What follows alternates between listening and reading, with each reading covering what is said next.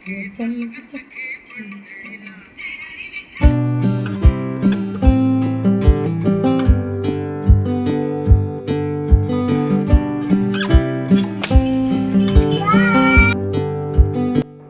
विठ्ठल विठ्ठल जय हरी विठ्ठल. महाराष्ट्रात असे ठिकाण आहे जिथे लाखो भक्त वर्षानुवर्ष पायी चालत येतात. तिथे चंद्रभागेच्या काठी भक्तीचा महासागर पाहायला मिळतो आणि तिथे कमरेवर हात ठेवून विटेवर उभा असणारा आपला लाडका विठ्ठल. पण तुम्हाला माहिती आहे का, हा विठ्ठल पंढरपूरला आला तरी कसा? रुक्मिणी माता विठ्ठलाशी का रुसली आल्या आणि पुंडलिकांची खरी कहाणी काय? तर चला मग आज जाणून घेऊया पंढरपूरच्या विठ्ठलाची ही सुंदर कथा.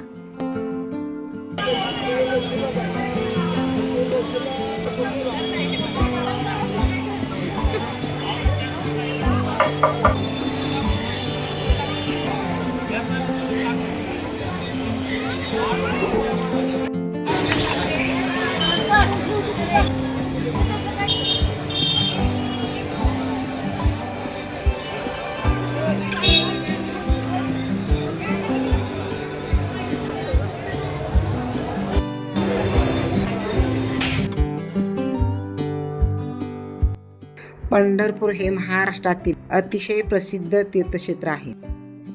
इथे भगवान श्रीकृष्ण म्हणजेच विठ्ठल किंवा पांडुरंग रूप भक्तांच्या श्रद्धेचे केंद्र आहे.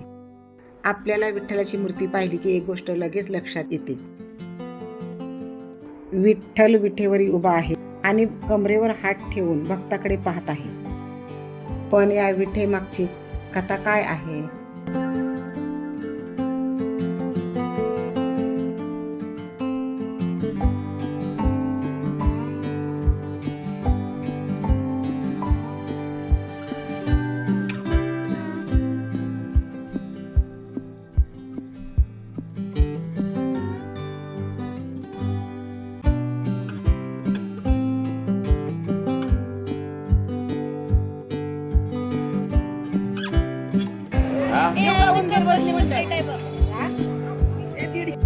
तर पुंडलिक हा आपल्या आईवडिलांची मनापासून सेवा करणारा भक्त होता.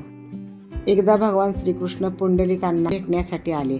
त्यावेळी पुंडलिक आई वडिलांच्या सेवेत व्यस्त होता. भगवान स्वतः दारात आले होते, पण पुंडलिकाने आपली सेवा सोडली नाही. त्याने भगवानांना उभे राहण्यासाठी एक वीट पुढे केली आणि म्हटलं, देवा या विठेवर थांबा.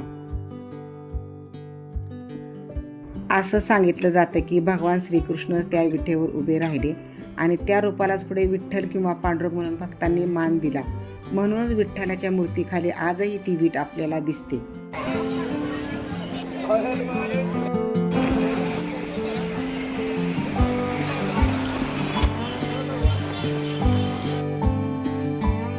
चौकीसमोर या तुमचे मंडळी थांबलेले आहेत. सावंत खोतकर, सावंत खारोटकर व बंडू पवार.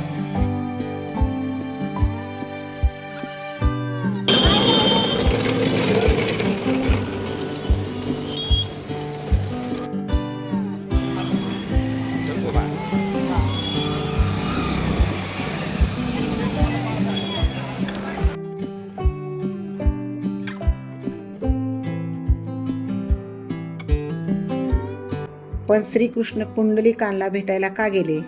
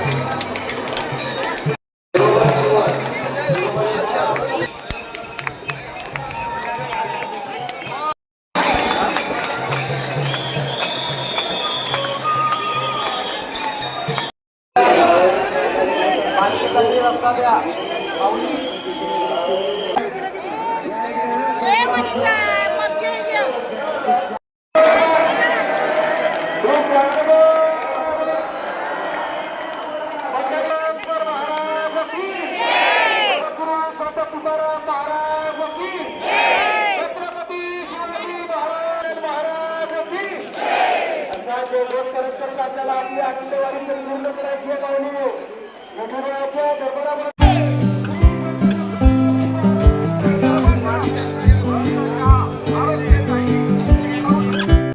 तर कहाणी अशी आहे.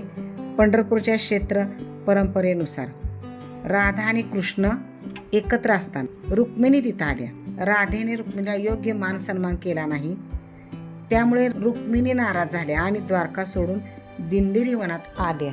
रुक्मिणीला शोधत कृष्णही पंढरपूरला आले आणि रुक्मिणीला शोधतानाच ते भक्त पुंडलिकाजवळ गेले आणि विचारलं, रुक्मिणीला पाहिलंस का?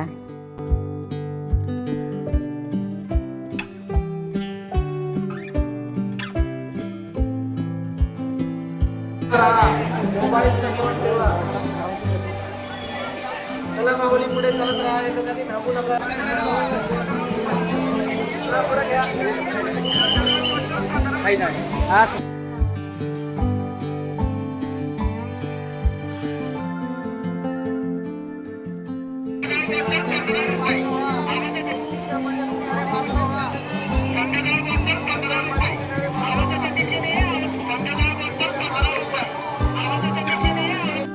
काय पुढं बस ना.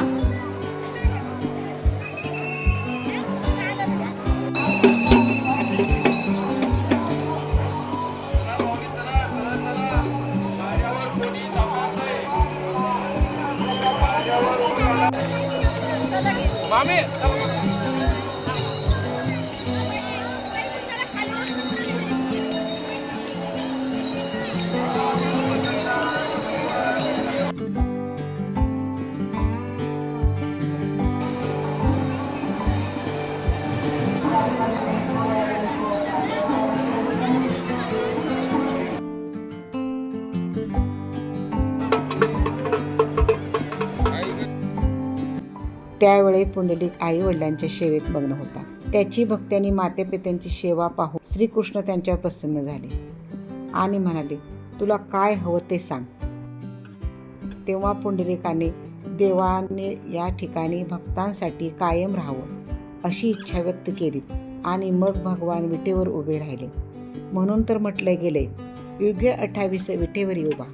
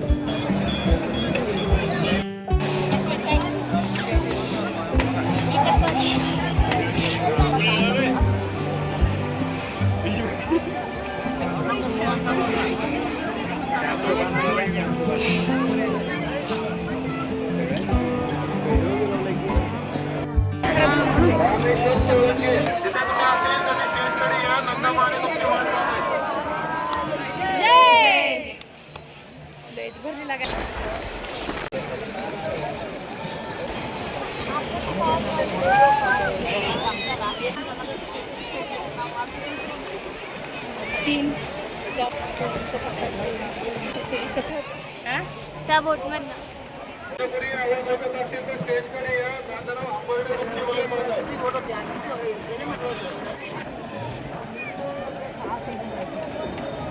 पाणी लाटावलं नाही, त्यामुळे एवढी भीती वाटत. किती 45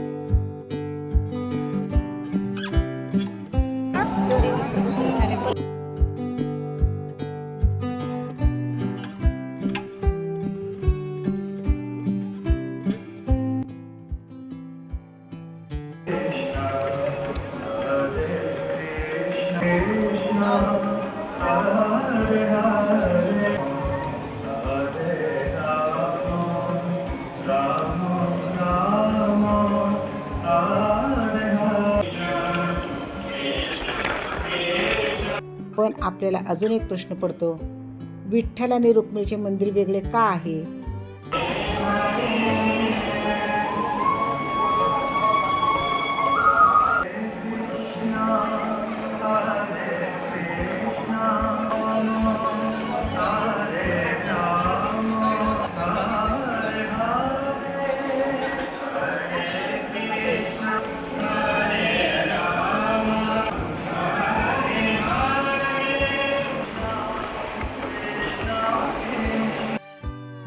तर जेव्हा रुक्मिणी माता रुसून दिंडीर वनात आल्या, म्हणजेच आपल्या पंढरपुरात आल्या आणि तिथेच तपश्चर्या करू लागल्या, तेव्हा श्रीकृष्ण रुक्मिणी मातेचा शोध घेत घेत तेही दिंडीर वनात आले आणि घरी परत चल अशी रुक्मिणीला विनवणी केली.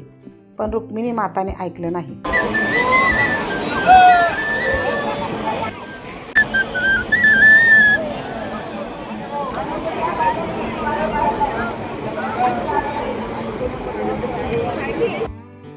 आणि तेथेच राहिल्या.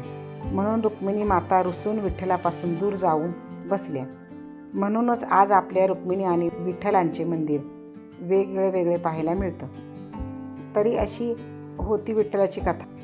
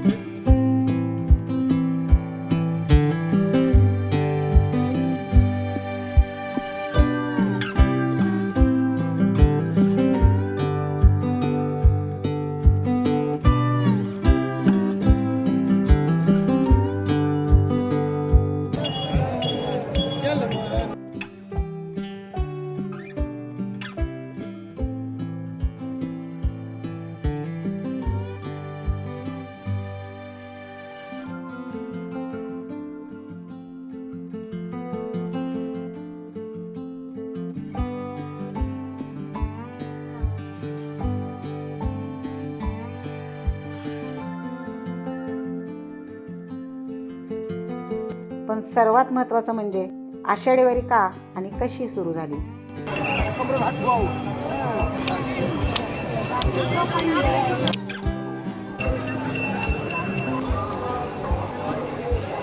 आषाढी वारी म्हणजे विठ्ठलाच्या दर्शनासाठी पंढरपूरला जाणारी शेकडो वर्षांची भक्ती परंपरा. संत ज्ञानेश्वर, नामदेव, एकनाथ आणि तुकाराम महाराजांनी विठ्ठल भक्ती महाराष्ट्र पोचवली. पुढे संतांच्या पादुका पालखी घेऊन वारकरी पायी पंढरपूरला जाऊ लागले. विठ्ठलांचं दर्शन, नामस्मरण आणि संतांचा संदेश घराघरात पोचवणारी हीच आषाढी वारी.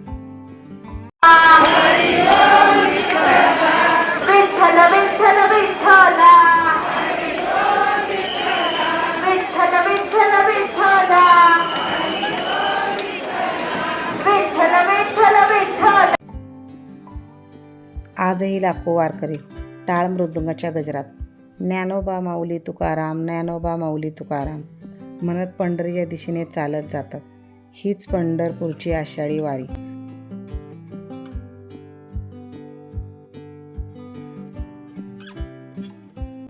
हजारो पावलं एकच ध्येय, पंढरीचा विठ्ठल. पाय थकले तरी भक्ती थांबत नाही. मुखी विठ्ठलाचं नाम आणि हृदयात माऊलीची भक्ती घेऊन लाखो वारकरी त्याला भेटण्यासाठी येतात. अशीच अखंड चालत राहो ही वारी आणि प्रत्येकाच्या आयुष्यात सुख शांती नांदो. विठ्ठल विठ्ठल जय हरी विठ्ठल.